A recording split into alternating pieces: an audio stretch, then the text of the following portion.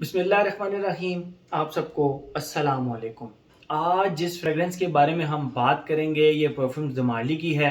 Perfume ज़माली का आप लोगों को पता है काफ़ी पुराना एक ब्रांड है, फ्रांस का ब्रांड है और इनकी हर बॉटल के ऊपर ये लिखा हुआ भी होता है कि परफ्यूम ज़माली पेरिस एंड 1743, यानी ये इस्टेब्लिश हुआ 1743 में, तो काफ़ी ज़्यादा पुराना ब्रांड है।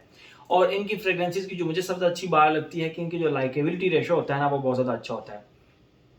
जिस तरह एक ब्रांड है, आप लोगों का बहुत फेवरेट होगा, मेरा भी बहुत ज़्यादा फेवरेट है, उसमें कुछ फ्रेग्रेंसेस मुझे बहुत ज़्यादा पसंद भी हैं। बट उस ब्रांड का एक छोटा सा प्रॉब्लम है कि उसका ज़रा लाइकेबिलिटी रेशो जो है ना, वो मुझे ऐसे लगता है कि थोड़ा सा कम होता है। वो उसकी फ्रेग्रेंसेस को समझना थोड़ा सा मुश्किल होता है, और वो है मंसेरा। तो हर ब्रांड के अपनी अपनी क्वालिटीज़ होती हैं, ये अपनी अपनी एक थीम के तहत फ्रेग्रेंसेस को बनाते हैं। बहरहाल इनकी जितनी भी फ्रेग्रेंसेस होती हैं परफ्यूम्स दमार्ली की, वो मुझे बहुत ज़्यादा पसंद आती हैं। तो आज जिस फ्रेग्रेंस के बारे में हम बात करेंगे उसका नाम है पर्सिवल। पर्सिवल, ठीक है। ये आप इसकी बॉटल देख सकते हैं। यस, इसकी बॉटल जो है ना, ये लेटन से थोड़ी बहुत मिलती जुलती है, बट थोड़ा सा डिफरेंस स्टिल है कलर के अंदर। ये बिल्कुल शाइनी सी ब्लू है, और जो लेटन है वो थोड़ी सी मैट मैट ब्लू टाइप है, और थोड़ा सा उसके अंदर एक आप कह लें कि मेटालिक सा टच भी है। बहरहाल परफ्यूम्स दिमाली की जितनी भी बॉटल्स होती हैं वो आप देखें इसी तरह होती हैं। अब जिस तरह यहाँ पे ये परफ्यूम्स दिमाली लिखा हुआ है ना, इसके भी यहाँ पर लिखा हुआ है, लेकिन वो क्लियर नज़र नहीं आ रहा। तो इसी तरह सारी बॉटल्स होती हैं। ऊपर हैवी मेटालिक कैप होता है, जिस तरह इसके ऊपर भी हैवी मेटालिक कैप है, काफ़ी हैवी। और उसके ऊपर लिखा हुआ है, ये देखें आप, perfumes de Marley Paris established in 1743। और बाकी आप देख लें, सेम इस तरह की बॉटल है। 125 ml की बॉटल होती है इनकी। सारी जितनी भी फ्रेग्रेंसेज मैंने अभी तक देखी हैं, सारी की सारी 125 ml के अंदर आती हैं। बात करते हैं हम इसकी फ्रेग्रेंस के बारे में, लेकिन पहले उससे बताता चलूँ 2018 के अंदर ये लॉन्च हुई। वकास अहमद से मुझे मिली ये फ्रेग्रेंस। आप वकास अहमद को डायरेक्ट भी कांटेक्ट कर सकते हैं। मैं नीचे वीडियो की डिस्क्रिप्शन में उसका नंबर भी दे दूंगा, और उसने एक वेबसाइट भी बनाई है, उसकी वेबसाइट का लिंक भी मैं नीचे डिस्क्रिप्शन के अंदर दे दूंगा, bloomPK.com के नाम से। उसके ऊपर जाके आप सारे परफ्यूम्स के जो रेट्स हैं ना, वो भी चेक कर सकते हैं। उनके जो डीकेंट्स हैं उसकी भी रेट्स चेक कर सकते हैं। 5 ml 10 ml वहाँ पे ऑप्शन होगी, वो आप सेलेक्ट करेंगे तो आपके सामने आ जाएगी कि 5 ml इतने का है, 10 ml इतने का है। तो काफ़ी अच्छी वेबसाइट बनाई है, मैंने विजिट की, मुझे बड़ी अच्छी लगी उसकी वो वेबसाइट। बहरहाल आते हैं अपनी फ्रेग्रेंस की तरफ हम, जिसका नाम है पर्सिवल।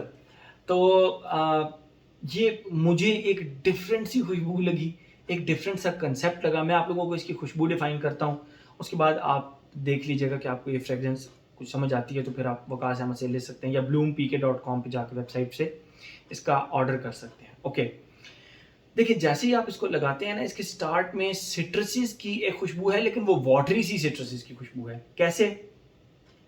लींबू को लींबू को अगर आप सिर्फ लींबू को सूंघेंगे तो आपको लगेगा कि यार ये शार्प से एक लेमन की खुशबू है।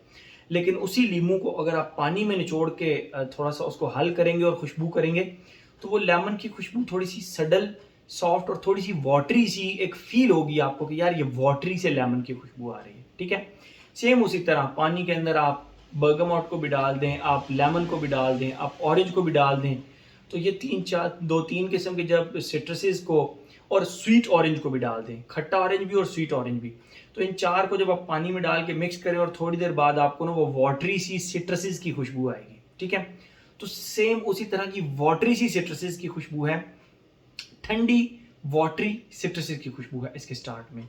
वाटरी सी वो, अब आपको जब आप इसको लगाएंगे ना, तो फिर ही आपको समझ आएगी कि वाटरी सिट्रसेस जो हैं वो किस तरह के होते हैं। बहरहाल इसकी वाटरी सिट्रसेस की तरह की खुशबू है इसके स्टार्ट में। अच्छा, थोड़ी देर बाद, मतलब थोड़ी देर बाद ये जब सिट्रसेस की खुशबू थोड़ी सी आप कह लें कि फेड होना शुरू होती है, तो उसके बाद इसकी जो सेकंड फेज़ है, वहाँ पर आप कह लें कि जिस तरह पेपर की एक खुशबू होती है, कागज़ की, वो बहुत डार्क सी पेपर की ड्राई सी खुशबू है, लेकिन उसके साथ वो थोड़ी सी मिल्की सी है, मिल्की सी। आपको पता है मिल्क की भी एक खुशबू होती है, मिल्क की। आप किसी बर्तन के अंदर जब भी मिल्क डाल के रखें, तो मिल्क जब पड़ा रहे तो आप उस मिल्क को खुशबू करें ना, तो उसके अंदर से मिल्की सी एक रबर टाइप मिल्क टाइप एक खुशबू आ रही होती है। तो वो इसके सेकंड फेज के अंदर सिट्रसेस के साथ आपको हल्की हल्की, सिट्रसेस के साथ नहीं, सॉरी, पेपर के साथ, पेपर की खुशबू के साथ, तो वो आपको फील होगी।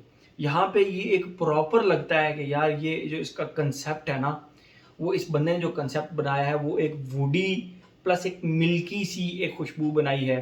तो आप खुद समझ रहे होंगे कि मैं जो चीज़ आप लोगों को बता रहा हूँ वो कितनी डिफरेंट सा एक कंसेप्ट है। ठीक है?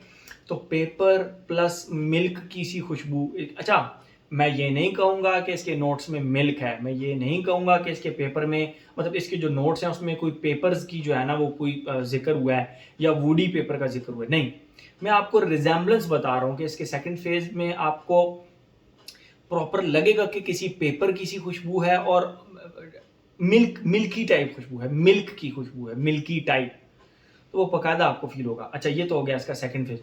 थर्ड फेज में उस मिल्क की खुशबू के साथ वो रबरी सा, वो हल्का सा आप कह लें कि मिल्क की जो खुशबू है उसके साथ कार्डमम की खुशबू आपको फील होना शुरू होगी। अगर आपने कभी इलायची वाला दूध पिया हो, इलायची वाला, तो उसके अंदर से जो मिल्क की प्लस इलायची की एक खुशबू आ रही होती है, तो एग्जैक्ट उस तरह की खुशबू इसके एंड में फिर आती है। और मज़े की आप लोगों को एक बात बताऊं कि मुझ पे ये पहला 15 से 20 मिनट ऐसे लगा जैसे ये मैंने कुछ लगाया ही नहीं है। ठीक है? मतलब कुछ लगाया ही नहीं है, मैंने कुछ परफ्यूम लगाया ही नहीं है।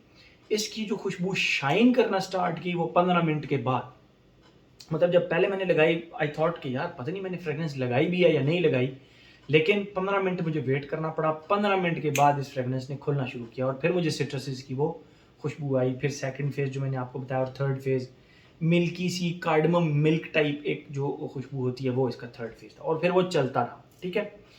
तो मुझे हेयर एंड देयर कहीं ना कहीं किसी फ्रेग्रेंस की थर्ड फेज के अंदर किसी फ्रेग्रेंस की हल्की फुल्की याद आ रही थी, लेकिन मुझे उस फ्रेग्रेंस का नाम नहीं याद आया। मैं कभी वो लगाऊंगा खुशबू तो फिर किसी और रिव्यू में आप लोगों को बता दूंगा कि इसकी खुशबू मुझे उससे मिलती जुलती लगी। या यूनाइटेड कलर ऑफ बेनेटन का एक परफ्यूम था, वो मैंने अपने चैनल पे रिव्यू किया हुआ है, वो आप देख सकते हैं, यूनाइटेड कलर ऑफ बेनेटन का। उस तरह की मतलब जो इसका आखिरी फेज है वो कहीं ना कहीं उसकी हल्की फुल्की याद दिलाता है। यस, उसी की याद दिलाता है, हल्की फुल्की उसकी याद दिलाता है। ठीक है? तो ये तो हो गई इसकी खुशबू। अब हम बात करते हैं जो हमारा एक पैटर्न बना हुआ है एज जेंडर लॉन्जेविटी प्रोजेक्शन की तरफ। एज की बात करें, कोई एज रिस्ट्रिक्शन नहीं है, हर एज का बंदा इसको लगा सकता है। ठीक है? और अगर हम बात करें इसकी जेंडर की, तो आई वुड से कि मेल एंड फीमेल दोनों लगा सकते हैं, बट मेल लगाएं तो ज़्यादा बेहतर रहेगा, क्योंकि इसका जो सेकंड फेज है पेपर प्लस मिल्की सी जो एक खुशबू है वो आपको कहीं ना कहीं लगेगा कि ये एक जेंट्स फ्रेग्रेंस है, ये फीमेल फ्रेग्रेंस नहीं है। लेकिन कुछ फीमेल को पसंद भी आएगी, कुछ फीमेल लगा भी सकती हैं। बार तो जेंडर के लिए मैं यही कहूँगा कि डोमिनेंट इसमें मेल ही रहे, मतलब मेल वाली साइड पे रहेगी, मेल जिसको आराम से लगा सकते हैं। एज हो गया, जेंडर हो गया। लॉन्जिविटी प्रोजेक्शन, जैसे कि मैंने आपको पहले बताया कि पहले 15 मिनट तो मुझे पता ही नहीं लगा मैंने कोई खुशबू लगाई हुई है, लेकिन 15 मिनट के बाद जब इसने शाइन करना शुरू किया तो फिर ये ठीक ठाक शाइन करती रही। ठीक है? लॉन्जिविटी की अगर हम बात करें तो 8+ आवर्स है, easy on my skin and on my clothes. मुझे 8 घंटे इसकी लॉन्जिविटी मिली, लेकिन प्रोजेक्शन इसकी मुझे थोड़ी सी कम लगी। मतलब प्रोजेक्शन इसकी मुझे बस इतनी अपनी बॉडी के करीब करीब लगी, इसने कुछ ज़्यादा प्रोजेक्ट नहीं किया।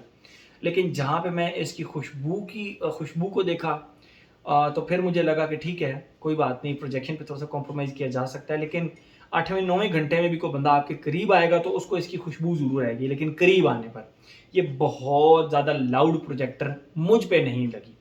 आप लोग शायद लगाएं तो ये रूम फिलर टाइप बन जाए, हर किसी की अपनी अपनी बॉडी केमिस्ट्री होती है, बट ऑन मी इसने बहुत ज़्यादा प्रोजेक्ट नहीं किया। मैंने 2 से 3 दफ़ा प्रॉपर इसको वेयरिंग दी है प्रॉपर, उसके बाद आप लोगों को ये कंक्लूजन बता रहा हूँ इसका मैं। ठीक है? लॉन्जिविटी ऑफ प्रोजेक्शन का।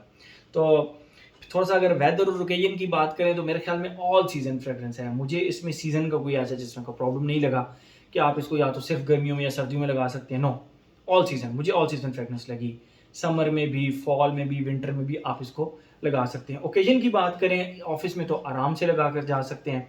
मेरे ख्याल में हर ओकेजन में आप इसको लगा सकते हैं, कोई ओकेजन का भी ऐसा जिस तरह का प्रॉब्लम नहीं है। तो हर एस्पेक्ट मेरे ख्याल में हमने इसका कवर कर लिया। तो ये था जी हमारा परफ्यूम्स द मार्ली का Percival. Thank you so much.